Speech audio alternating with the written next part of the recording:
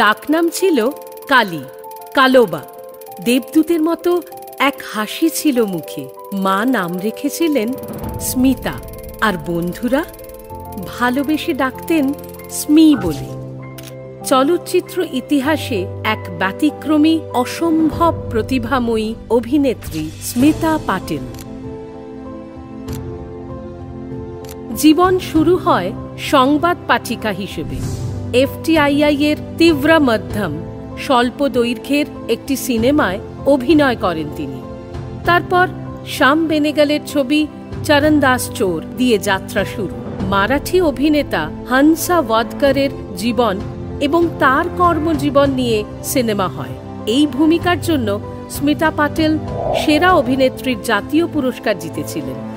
দ্বিতীয়বার পুরস্কার জেতেন চক্র সিনেমার জন্য।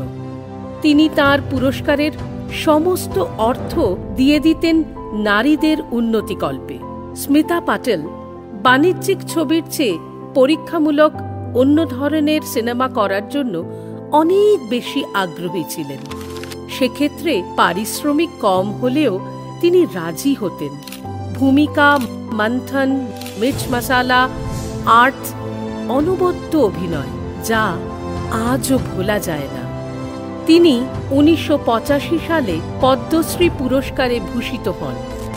বাণিজ্যিক চলচ্চিত্র করার ক্ষেত্রে রাজি হতেন কারণ তিনি মনে করতেন স্বল্প দৈর্ঘ্যের চলচ্চিত্রের জন্য দর্শক তৈরি হবে। যে সিনেমায় নারীর ভূমিকা কম ছিল সেরকম বাণিজ্যিক সিনেমা করতেও অস্বীকৃতি জানান। স্পষ্ট বক্তা, নিজের মর্জিতে বাঁচা, অত্যন্ত সংবেদনশীল এই অভিনেত্রী বলেছিলেন, इंडियन हिंदुस्तान के ऑडियंस का एक शायद ये नहीं भी होगा, लेकिन ये बात उन पर फोर्स की गई है कि देखिए जी, इसमें तो सेक्स है, इसमें तो आधे नंगे शरीर है औरतों की, तो आप फिल्म देखने के लिए आई है। ये एक ऐसी एटीट्यूड बन गई है जो बहुत गलत है। फिल्म अगर चलनी है तो फिल्म में जो है, फिल्म अगर सच्चे दिल से एक बात कह रही है तो वो फिल्म चलेगी। सिर्फ ऐसे पोस्टर से फिल्म चलती नहीं है। এই ভাবনা যার মনে, তিনি কোন মাপের অভিনেত্রী তা বলার অপেক্ষা রাখে না। স্বল্প জীবনেই 40টি সিনেমা উপহার দিয়েছিলেন।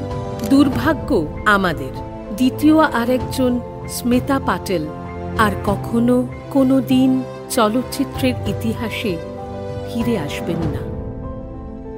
আজ আপনাদের শোনালাম অভিনেত্রী স্মিতা পাটিলের জীবনের গল্প। আগামী দিনে ফিরে আসব আবারও এইরকম কোনো এক অভিনেতা বা অভিনেত্রীর জীবন কাহিনী নিয়ে। শুনতে থাকুন সিনে স্টোরি।